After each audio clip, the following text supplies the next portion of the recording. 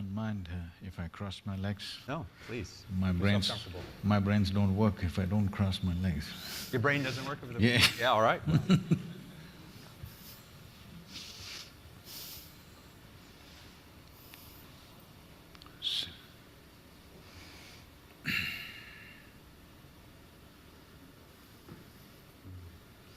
Thank you so much for joining us today, Sadhguru. I think the audience is very interested in what you have to say. I guess to start, they defined inclusive consciousness. I'd love to hear your thoughts on… They did not define it. They did not. Okay. Well, I was just going to ask you what's missing. So you can start. With all due respect, they spoke about intent, right intent. Mm-hmm. They spoke about right kind of thoughts, emotions, attitudes, and to some extent actions. There is no consciousness in this. If we are understanding that the way we think, feel and act is our consciousness, no. It is like we are mistaking a plant, we are mistaking the flower for the soil. We are mistaking expressions for the source. This is something that's happening everywhere, not just here. People think by changing attitudes, their consciousness will change. No. By changing attitudes, certain actions will change.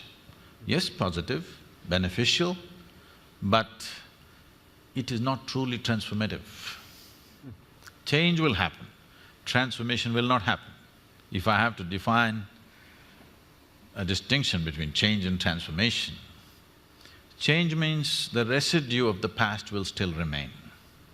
A transformation means nothing of the past will remain, which is what is needed today if you want to create a new world, if you want a new generation to have a fresh life. It's been expressed in so many ways. Being in this part of the world, what they're familiar with generally, someone said, leave the dead to the dead. It's very significant. This is not coming out of recklessness. This is not coming out of unconcern, but this is coming with the concern that you must be a fresh life. You can learn many things from the past about how to conduct yourself, but there is nothing to learn from the past about how to be. Because you are a complete life by yourself. You don't have to learn how to be a life from the past. Maybe you have to learn how to be a good engineer. Maybe you have to learn how to be something else in the society from the past, but you don't have to learn how to be a life from the past, because past has nothing to do with this. This is a fresh life and this is a complete life. Consciousness is that dimension, which is the very source of who we are. Our intentions, our actions, our thoughts and our attitudes are a consequence of that. Or in other words, we are trying to fix the consequence without fixing the source. Now all these distinctions of variety of things that they said, gender discriminations, racial discriminations, every kind, okay? Somebody is a Hindu, somebody is a Muslim, somebody is a Googler, it becomes a religion after some time, believe me. Second generation, they will become a religion by themselves. Yes. I'm saying you see a football match going on, it's like a religion, two different clubs. They're willing to fight and kill each other. Just a game. So, where does this come from? See, the nature of being human is this. If you give me 2 minutes. See, there are 4 dimensions of our mind. In modern societies, the nature of our education has constipated our mind in such a way because we are just largely using just one dimension, which we call as the intellect. The other dimensions of mind, if I have to use Indian terminology, it means buddhi, ahankara, manas and chitta. What buddhi means is the intellect. You do what you want. The nature of the intellect is to slice things open and see. If you leave the world in the hands of your intellect will chop it into a million pieces and will want to chop it into further micro pieces and want to chop it into further micro pieces depending upon how sharp your intellect is. The sharper your intellect, the more you dissect the world. You cannot stop it because that is the nature of the intellect and it's good. So you must apply intellect only to know the material aspects of life. You can't know life this way. Jay, if I want to know you, can I dissect you? No.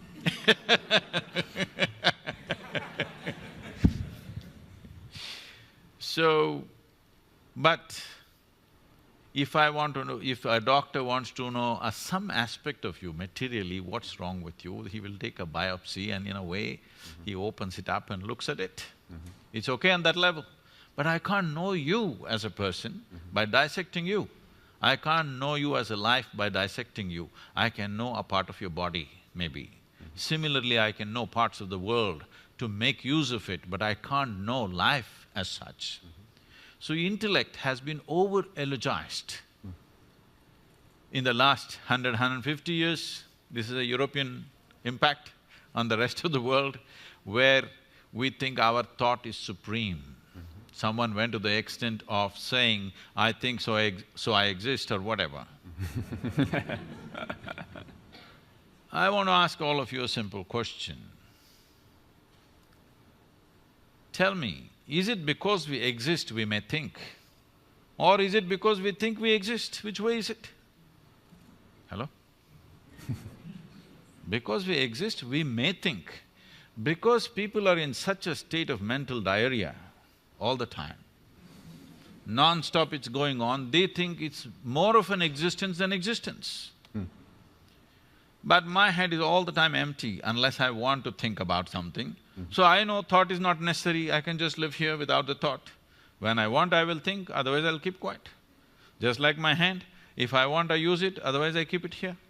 Similarly, you must be able to do this with your mind. Just because you lost control over your mind and you think it's everything because it's entering into every aspect of your life where it has no business. Thought has been over-eulogized by people. And the very nature of the thought is such that if you think, it must be logical. It cannot be any other way. Well, what somebody is thinking may look illogical to you, but they have found their own logic.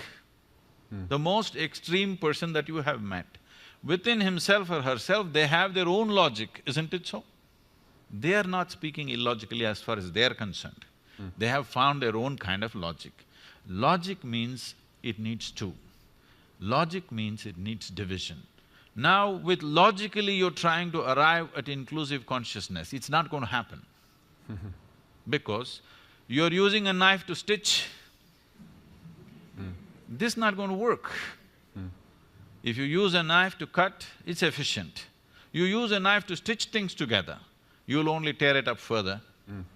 So my thought and your thought, I'm telling you, whatever great meetings you have, conference… I've been to every kind of peace conference on the planet. What happens there? It's just short of war. After some time it heats up, on the second day anyway it's over, they all get drunk in the evening and they go home. If you make them stay there for a week, I'm telling you right there'll be a battle. Yes, it is true. I'm not saying this with any disdain. I made a sincere effort to participate in all these conferences at one time, believing they are going to lead to peace. But last 8 years ago, I decided I'll never again go to these events because people are professional conference attendees. They're making a living out of it. It's not about peace. So, the next dimension of intelligence is called as ahankara. Ahankara means identity. This is important. that in modern societies, we have not cultured our children to culture their identity. When I say identity, the fundamental identity for you is always your body. This racial thing that concerns him and concerns all of us. I'm darker than him, you know. I face it all the time, joyfully, but I face it everywhere I go. I have extra features which make me further discriminated.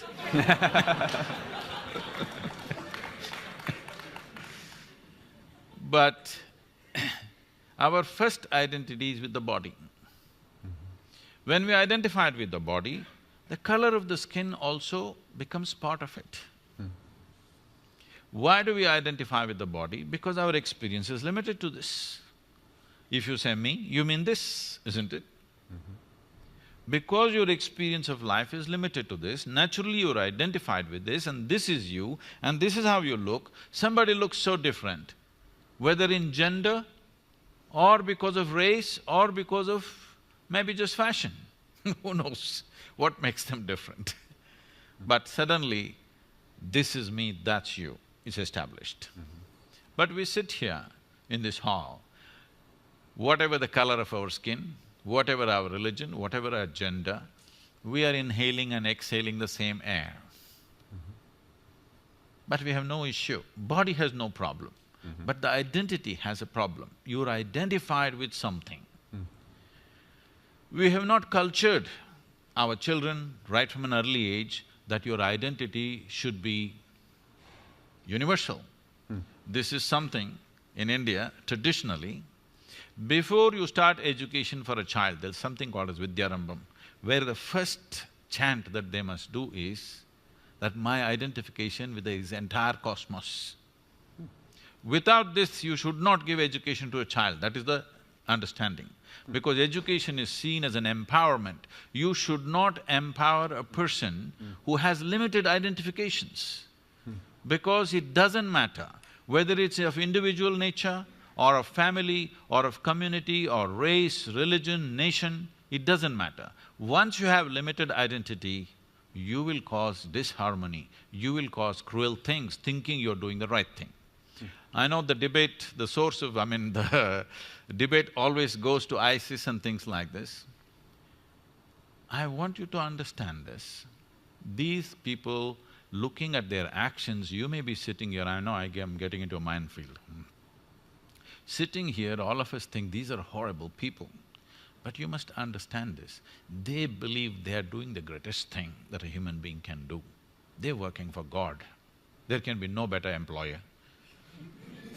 Not Google, God. Who you've never prayed to. Huh? That's my problem. But I'm saying, you should have seen this, you know, I'm sure you guys can Google anything. You must see, there is a press meet that the Afghan Taliban is conducting with the international media just before United States invaded Afghanistan. All these young guys with long beards and big turbans, they're all sitting like this. And they're asking questions. Just then they had, bombed that Buddha statue and they made this thing that girls should not go to school and many other things. So these kind of questions are coming.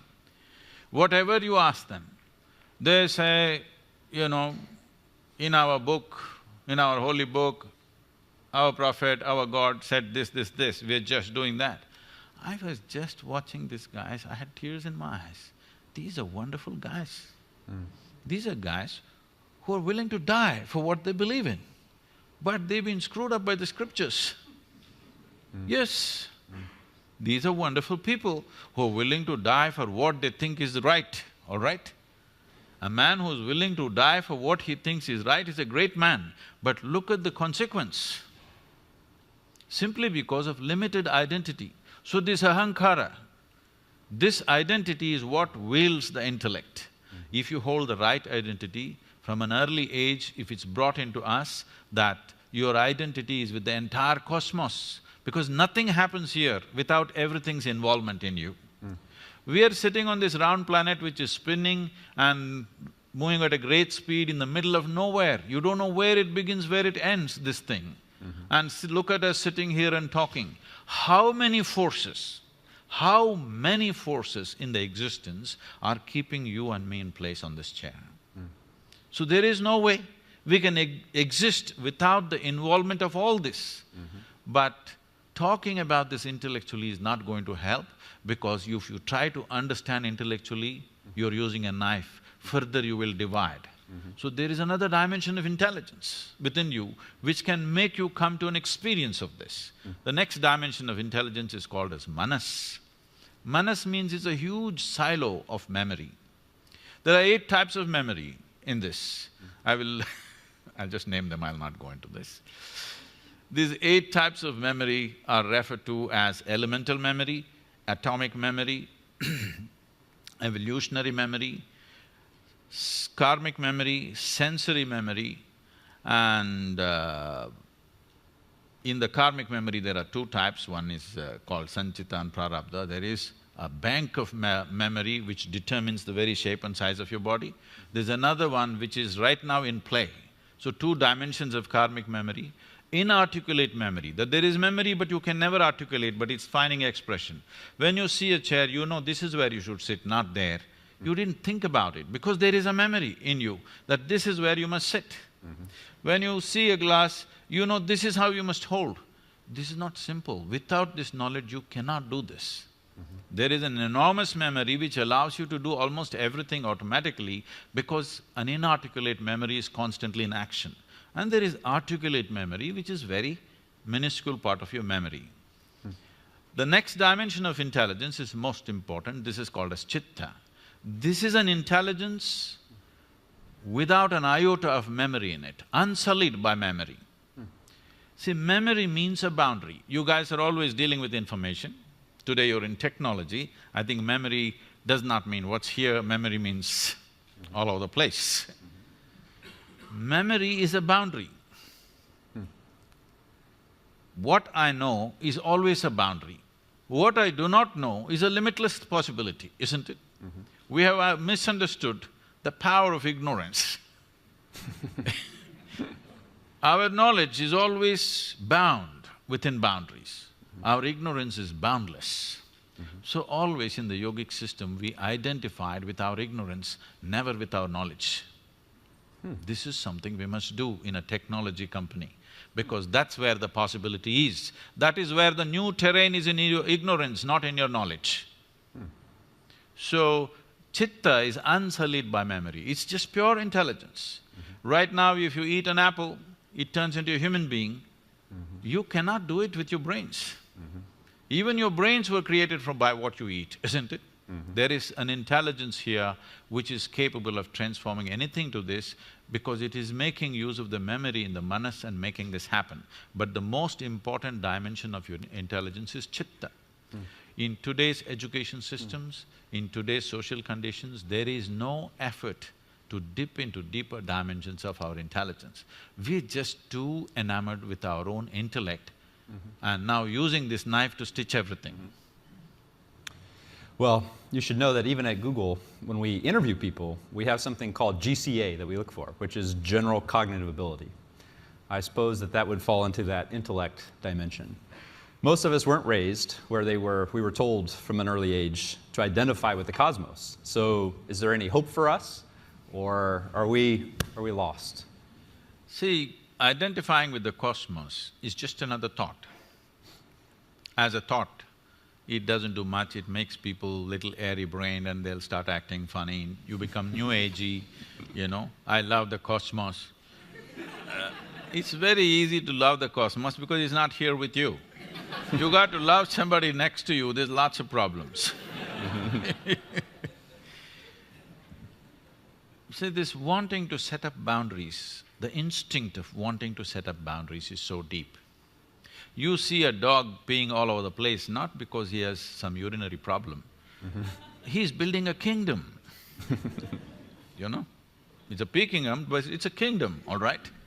He's building a kingdom. Every human being also doing the same thing, because there are 2 dimensions of your intelligence. One is designed to create self-preservation.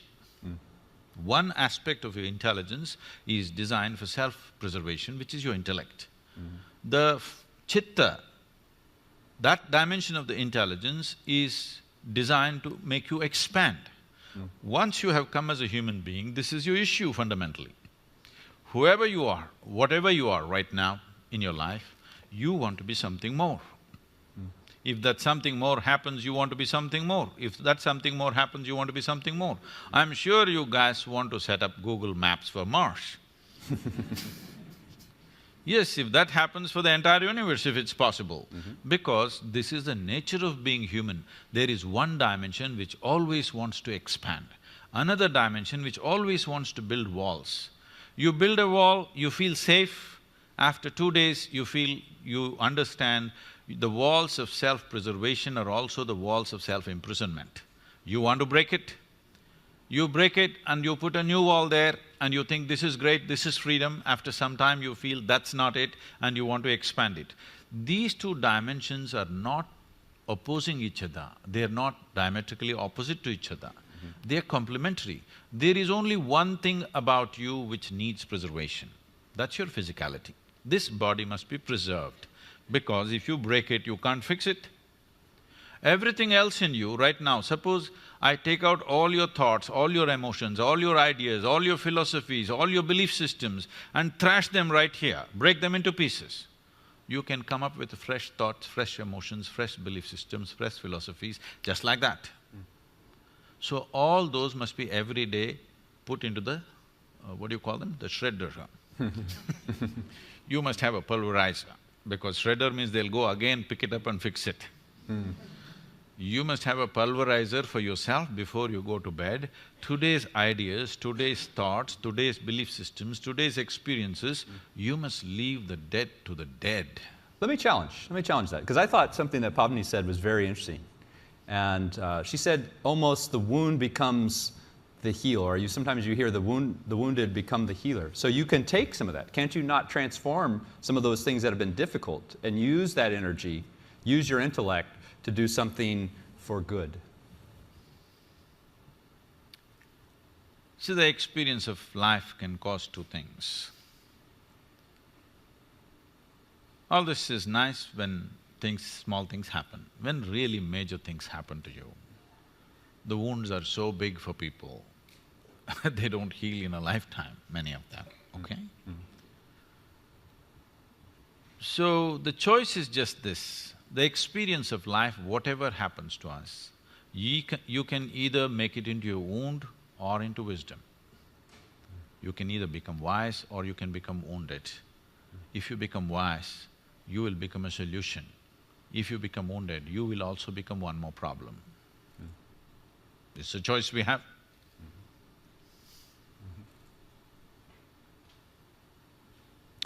So where does this wisdom come from? How do we access, if we're so used to using one of these four, and probably like most of the people in the audience, I wasn't even aware of that there are these other dimensions.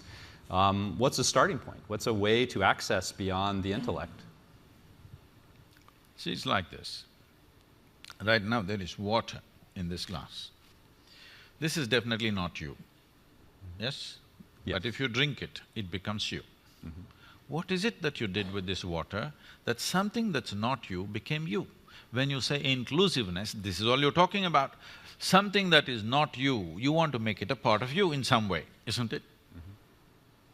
So this is right now not you, but if you drink it, it becomes you. So what is it that happened technically for you is just this. Right now, I'm asking you, you take your right hand, all of you, take your right hand and touch your left hand. Is that you? Hello? Touch the chair on which you're sitting. Is that you? How do you know this? What is the basis of this? How do you know this is me and this is not me? Here there are sensations, here there are no sensations. Or in other words, what you are saying is, whatever is in the boundaries of my sensation is me, whatever is outside the boundaries of my sensation is not me, isn't it? Right now this is not me, if I drink it and include it into the boundaries of my sensation, this becomes me, isn't it? Now, the boundaries of your sensations are such that if you make your life energies very exuberant, you will see they will expand. If it happened to you, suppose, it should have happened to many of you, there was a moment in your life when you felt so joyful, tears came to you. Did it happen to you? You were so joyful or loving, tears came to you. At such a moment, if you take your hand and just put it 6 to 8 inches away from your body, right here, you will feel sensations. If such things did not happen to you, I can do something horrible to you so that you experience something. We can chop off your right leg. If you chop off your right leg, the leg is gone, but still the sensory leg may remain intact for a period of time. You heard of this phantom leg? Leg is… physical leg is gone, but the sensory leg is still there. This means sensory body has a structure of its own. If your energies become very vibrant and exuberant within you, your sensory body all expands. Whatever… suppose my sensory body became as big as this, now you become a part of me in my experience. If it became as big as this hall, all these people become a part of me in my experience, because my sensory body has stretched. We can do a small experiment. You okay to be a guinea? Hello? Yeah. What we will do is, with your eyes closed you have to do this, but right now observe me. What you do is, with your eyes closed, just rub this briskly like this for 2 minutes, let me say, 1 minute, and briskly.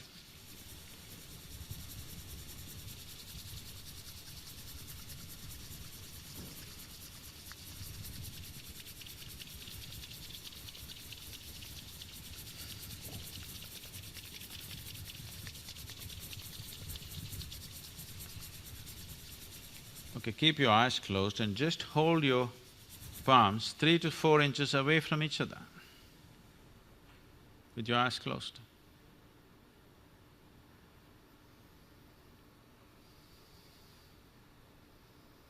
Something happening between your hands? Hello? Okay, please open your eyes. So just a little bit of rubbing, you didn't do it for a minute either, just 20 seconds. You rub it and suddenly something happening between these two hands, simply because of vigorous movement, the sensory body has expanded. You can feel something happening right here. You know why people are rubbing each other all the time? It's an effort to include someone who is not a part of you as yourself. If this happens, if this happens in a very basic physical level, we call this sexuality. If it happens emotionally, we call this love. If it happens mentally, it gets labeled as greed and ambition and conquest. If it happens on the level of your sensory body, we call this yoga. Now, yoga means union. Union does not mean you caused the union. Anyway, it is happening as one. You allowed yourself to experience it. That means the walls of self-preservation you loosened up a little bit, that's all. Why you want somebody close to you, why you want a loved one in your life is, somewhere you want to loosen the walls of self-preservation where you don't have to worry about protecting yourself. Suddenly you feel one with them. And once you feel one with them, in some way you want to be in touch with them because you're trying to loosen up your sensory body in such a way that you can experience that which is not a part of you as a part of yourself. Now, this need not limit it to be one person or anything like that. This need not be biologically connected. If you can sit here with your life energies at its peak of exuberance, you will experience the whole universe as yourself. Then we say you're a yogi. And you had that experience 34 years ago. You talked about it a little bit yesterday. I'm just curious, for those of us that haven't had a peak experience where we've had this sense of union, what advice, what step would you take if we are at that place where we think, all right, I'm willing to try this out. I'm a skeptic. Don't know what the sensory body is. I had a little taste of it here. What would be the next step if we wanted to try for ourselves? See, let's describe what is being skeptic. Being a skeptic means you don't believe anything unless it truly makes sense to you. Most people are just downright suspicious. But they think they are skeptics. No, they're not, they don't qualify as skeptics. They're just suspicious about everything. This comes from a certain fear within you that everything around you can be wrong. Suspicion means you made a conclusion about something that you do not know. Believing something positively or believing something negatively is not different. They're the same things. You believe something that you do not know. If you… skeptic means, whatever I do not know, I do not know. I don't assume things in my life. What I know, I know. I think everybody should come to this much sense and straightness in our life that what I know, I know. What I do not know, I do not know. It's perfectly fine. I do not know, it's a tremendous possibility. Only if you see I do not know, the longing to know, seeking to know, and the possibility of knowing arises. So if you're a skeptic, you're an ideal candidate. If you're a believer, we have to make you, debrief you. Because… Get the shredder out. because you assume too many things that you do not know. You know the geography of heaven, though you can't operate the local Google map. Well, good. Well, we'll be taking questions, so be thinking about the question you might want to have. I think, one more question I want to ask is, how do we… we've been talking about some things that are very big. I think they're promising, but yet think about the conversation we had earlier. And how do we tie these two things together? How do they relate in your mind? Those of you who are interested, because right now we must understand this, your intellect needs data to function. Yes or no? Yes. Hello? Without data, your intellect is useless. It needs data, that's why you guys are in the business. Everybody knows everything in the universe right now not because they went there and saw it, because they Googled it up. Because intellect feels stupid without data. Now, the nature of the intellect is like this only, that it feeds upon the data. Where does the data come to you? What you see, what you hear, what you smell, what you taste, what you touch. In the very nature of things, these five sense organs, which are the main agents of gathering information for you, are all outward bound. You can see what's around you. You can't roll your eyeballs inward and scan yourself. You can hear this, so much activity here, you cannot hear this. If an ant crawls upon your hand, you can feel it. So much blood flowing, you cannot feel it. Because in the very nature of things, your sense organs are outward bound. You cannot use these to turn inward. There's another dimension of perception which needs to be activated. Why is it not active in me? Because the sense organs are instruments of survival. They come on when you're born, whatever kind you are. Anyway it comes on for a dog, pig, cat, elephant, for everybody. Similarly, it comes on for us. Whatever is needed for survival for any biological creature, it turns on at the time of birth because it's needed, otherwise you wouldn't survive. But anything beyond survival process, without striving, it would not have entered your life, isn't it? Anything that you know, from an alphabet to whatever else you know… I'm sorry, I'm not talking about your brand, I'm talking about the real alphabet.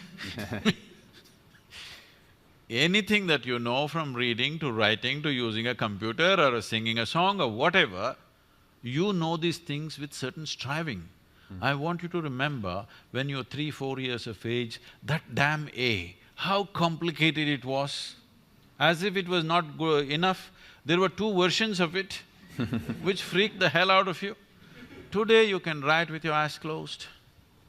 But still, there are adults in the world who did not strive in that direction. Even today you ask them to write, they will struggle, yes or no? Without striving, anything beyond survival would not enter your life and will not enter your life. So turning inward is not a survival process. So there are 2 fundamental dimensions within you, instinct of self-preservation longing to expand limitlessly. Both are true for a human being. This is essentially a human problem on the planet. No other creature wants to expand limitlessly. They're only thinking of survival. Their stomach full, life settled. For you, stomach empty, only one problem, stomach full, 100 problems. Yes, all your trouble begins after after stomach gets full, isn't it? Because this is longing to expand limitlessly. In the evolutionary process, we can say this. For every other creature, nature has drawn two lines within which they live and die. They're quite fine. But once you become human, there is only a bottom line, there is no top line. So what humanity is suffering and confused about is not their bondage, they're suffering their freedom. What do you do with them? Wow. All right, well, I'm gonna invite anyone… All these identities Yeah. of religion, race, caste, creed, nationality is they're trying to set their own bondage. Because no bondage has been given to you by nature. You're trying to set your own bondage so that you feel secure somehow. And so that's part of the motivation Yes. that's driving… All the these… attack. all these identities, being identified with the color of your skin, with whatever nonsense you believe in, and nationality, just a cloth, a flag, people will stand there and tears will come to them, isn't it? Just look at that. It really amazes me. And it's… on one level it's beautiful, on another level it's super ugly, that you get identified with all these kind of things. People can get identified with a symbol, with a word, with just about anything, all right? So you're trying to create some artificial boundary of your own. Once you create this boundary and you have another boundary, I have my boundary, when they meet, we clash.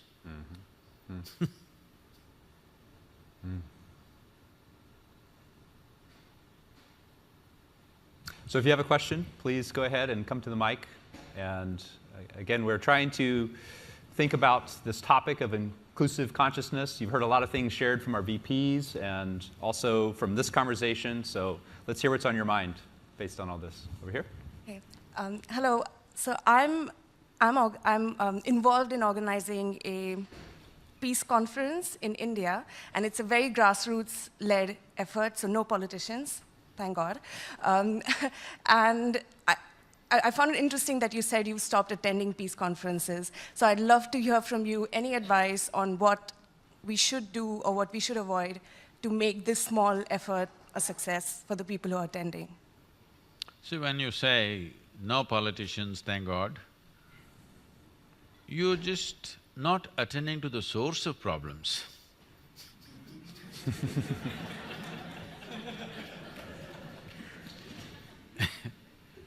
Politicians are not another breed of people. A democratic society means tomorrow you may become the president of this nation. That's what it means, yes? If you're willing to stick your neck out, you may become the president of this country or a prime minister of another country. So politician did not drop from the sky, he is not some other creature. He's just like you and me, he stuck his neck out, which you and me are not willing to do. Let's admit this, it's not an easy thing. It's easy to sit down and comment, but it's not an easy thing to try to run a nation. It's complex, believe me. So, you must have politicians, but you must have an atmosphere where it's not political in nature, where they will also let their hair down and talk like common citizens or human beings, but without them, what are you going to change? So peace conferences, if it's just an entertainment, you can gather your friends and have a peace conference. But if you want peace on the planet, the most important politicians, the most powerful politicians in this world must be there. Only then there is a possibility of peace, isn't it? Otherwise, it's just entertainment. I'll tell you, I was in a very important peace conference. There were 42 Nobel laureates. Each one of them pulling out 10, 20, one of them 44, 45 pages of printed sheets without even looking up at anybody, just went on reading their speeches from morning to evening. and slowly the hall was becoming peaceful.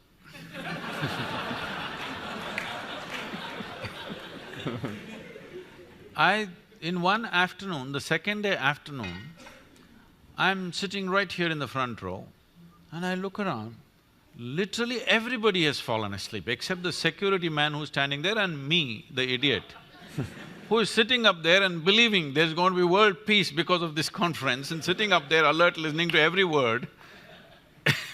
Then I looked around, everybody's become very peaceful. They've been having late night parties and they're all very peaceful. Then when my turn to speak came, I said, see, I've heard so much peace since yesterday. I want to ask you, can all of you or any of you put your hand on your heart and say, you are genuinely peaceful in your life? They were straight enough. They said, no, we are not peaceful. I said, if you cannot make your mind peaceful, how the hell are you going to make the world peaceful? What's happening in the world is just a larger manifestation of the nonsense that's happening in our heads, isn't it? If you and me were truly peaceful human beings, do we have to worry about you and me fighting someday? Hello? Whatever the issues, we'll sit down and handle it, right?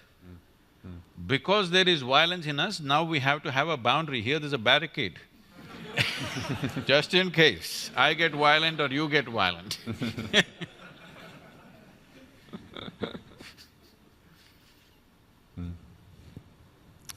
How about from this side? Over there?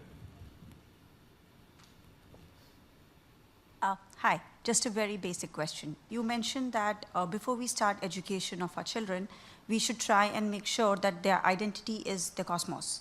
But how do you do that when we ourselves are so hardwired? I mean, how do we tell our children that their identity is more when my own thinking is so limited, when my own identity is so limited? How do I pass something like that to a child when I am not capable of doing that myself? Anyway, whatever you tell your children don't listen to you, you better know. If you have them on the way, I'm telling you, forewarning you, they don't listen to a damn thing that you say. But they observe you. They pick up things from the way you're behaving. If you don't show that in your life, your teachings will be hated after some time. Yes, see, this is most unfortunate. I just see this happening to so many people.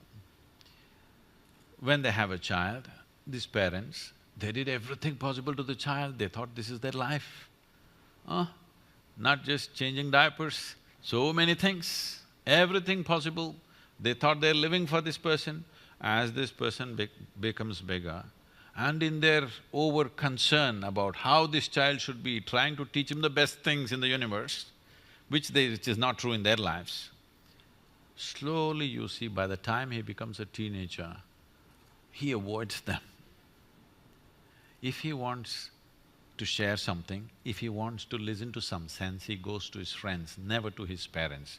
Not everybody, I'm saying, but largely it is happening. Because they don't make sense. They talk things that doesn't make sense. People keep asking me, Sadhguru, how did you become like this? What is the sadhana you did? You just played your life and you're like this. This is all I did. I strive to remain uneducated. It's not easy, believe me. From the day you're born, just everybody around you is trying to teach you something that did not work in their life. You can clearly see it's not worked in their life, because if it had worked, they should have been joyful and ecstatic. It's not worked, they've become long-faced, but they're teaching you all kinds of best things, love the universe. It's not going to work. You don't have to say a word. I will tell you. Is it okay? I can share something. Sure. I brought up my girl alone. At the age of 7, she lost her mother. So, one rule I put, she's been traveling with me since she's 4.5 years of age, okay? I'm sorry, since she's 4.5 months, not years. 4.5, I sent her to school. With little infant, she traveled with me. And I made one rule wherever I went, always stayed with many families all over the country. I always told everybody, never teach her anything. No ABC, no 1, 2, 3, no rhyme, no nonsense. I don't want anybody to teach her anything. People thought, this is strange, what Sadhguru is doing. I said, just leave her. By the time she was 18 months, she was speaking 3 languages fluently because nobody messed with her. And she grew up joyfully, went to school, everything. At the age of 13, something she was disturbed at school and she came back home, and one day she said, you're teaching everybody so many things, you're not telling me anything. I said, well, I don't do anything unsolicited. I've been waiting, it's all right, now you come. There's only one thing you need to know.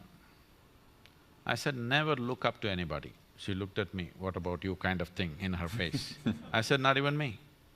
Never look up to anybody, never look down on anybody. That's all you have to do with life. Never look up to anything or anybody, never look down on anything or anybody. Suddenly, you will see life just the way it is. Right now, something is high, something is low, something is God, something is devil, something is virtue, something is sin. You divided the universe in a million different ways and then you're trying to fix it, it's not going to work. The instrument which broke the world into pieces is your intellect. With that you're trying to fix everything. It's not going to work. Now, this racism thing, it's disastrous that in 21st century, every day there's a shooting. I think this has been happening all the time, only now because of cell phones and Facebook, it's out there and everybody knows. I think it's been happening right through, all right? At one time it was happening legally, now it's been happening illegally. Now, this kind of things are happening because we are using our intellect to fix the problem. You're using a knife to stitch, this is not going to work. You just live that way. Whichever way you live, your children will grasp it and they'll make a sense out of that in their own way. And maybe they'll fall this way or that way because you are not the only influence upon them. You better know that you're going to be a mother, you must know this, you are not the only influence. There are all kinds of people and there's Google.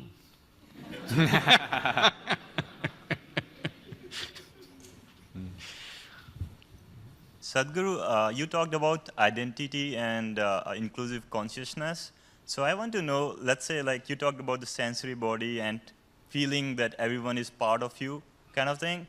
So where does the role of action comes in? So if I do something, do I identify myself with what I did? And let's say if I feel that you are or everyone is part of like me or the whole cosmos and you do something, is it you doing something, cosmos doing something, me doing something? Where does the action comes in picture?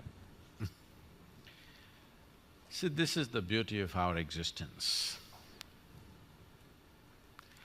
In this existence, in this cosmos, we are not even a speck of dust, that small we are. But still, creation has given us an individuality, an individual nature, that we can experience these things.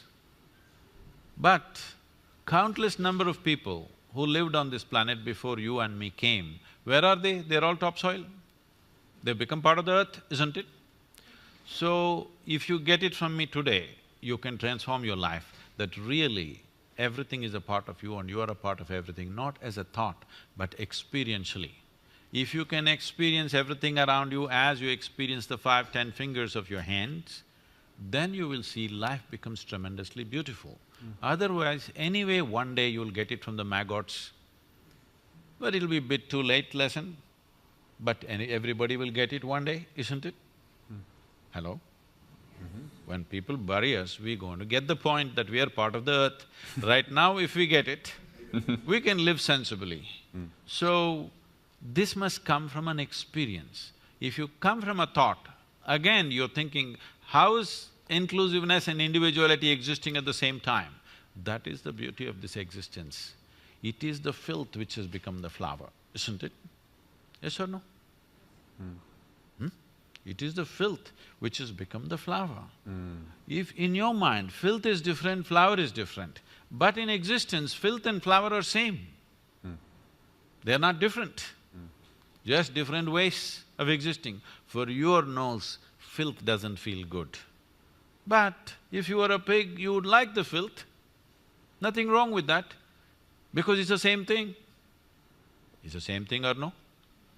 Hello? It's the same thing, isn't it? It is just that in our mind, with our intellect, we are breaking everything. This breaking is only a psychological reality.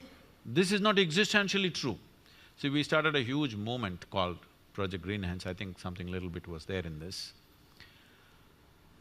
This happened like this. When I saw that entire southern India was turning into desert very rapidly, rivers were drying up, groundwater went from like 150 feet to almost 1,500 feet, and palm trees, the crowns were falling off, we thought we must do something.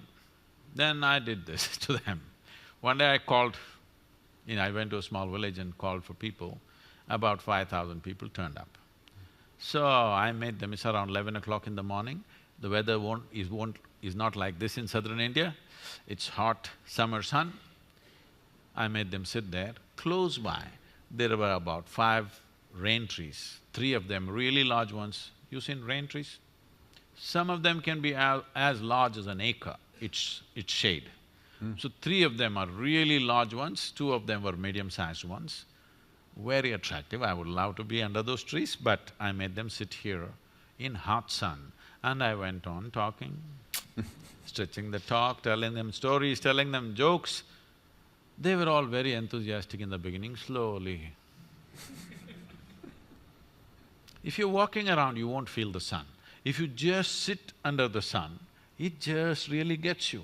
About 1.25, 1.5 hours, they were really going away, they were thinking, what's wrong with this Sadhguru? He's just frying us in the sun. Then I said, come, and I took them under the tree. Everybody suddenly you know what is a tree. Otherwise you were thinking how to make furniture out of this. Now suddenly you know what's a tree. I made them sit down there and breathe. It's a certain spiritual process that I set up a process for them where I told them, what you exhale, trees are inhaling. What they exhale, you are inhaling. Once they experienced it, now you can't stop them from planting trees. They planted over 28 million trees and you can't stop them. They changed the entire culture. But when, this happened to me about 9–10 years ago, I went back to Mysore city, which I had not gone and done any work there, I had never spoken there, I avoided this because my family lives there. I wanted to be anonymous in that town, not recognized. But because of Google and stuff, I got recognized everywhere. So when I went there, they insisted I must do something, I called for a program. All kinds of people turned up. My kindergarten school friends, teachers, my college teachers, school teachers, everybody. When I spoke and all this happened, then my English teacher came up to me from school and she said, now I understand why you wouldn't let me teach Robert Frost. I said, ma'am, why would I not let you teach Frost? I like Frost. I have some poetry in his own voice. I said, I like Frost, why would I not let you teach? Don't you remember you didn't let me teach Frost? Then I remembered, one day she came up and we were always studying English poems and English literature. Suddenly she introduced this American poet and said, this Robert Frost is a great guy, and she started off the poem. Woods are lovely, dark and deep. I said, stop. I said, a man who calls a tree a wood, I'm not going to have anything to do with this guy.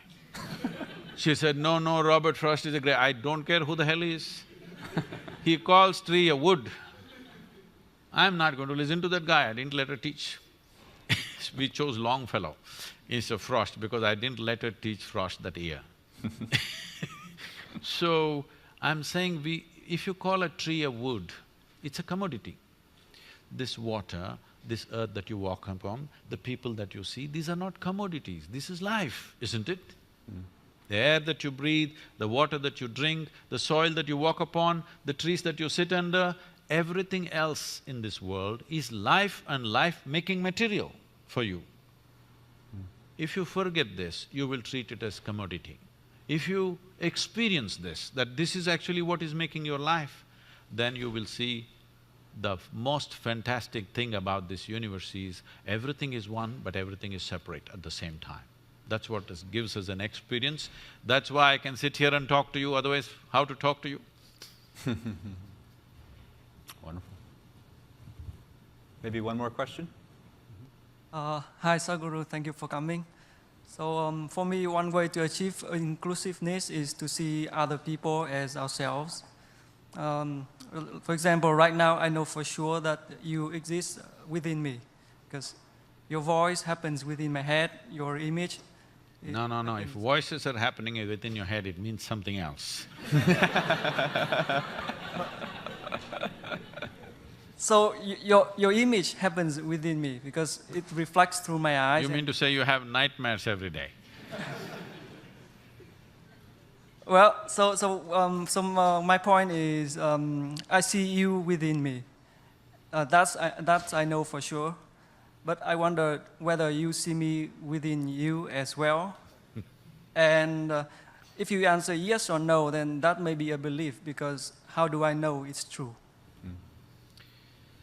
See, there are two levels of reality here. There is a psychological reality and there's an existential reality. Existential reality is not your making. Psychological reality is entirely your making, but a large part of it is unconsciously made, so you believe it is real. Whatever is true in your psychological reality may have some social relevance, but has no existential relevance. Right now, if I say you're within me, you'll feel good. If I say I love you, you'll feel good. Maybe it's true for me, maybe it's true for you, but it's not floating around anywhere here, okay? It's just my emotion and your emotion.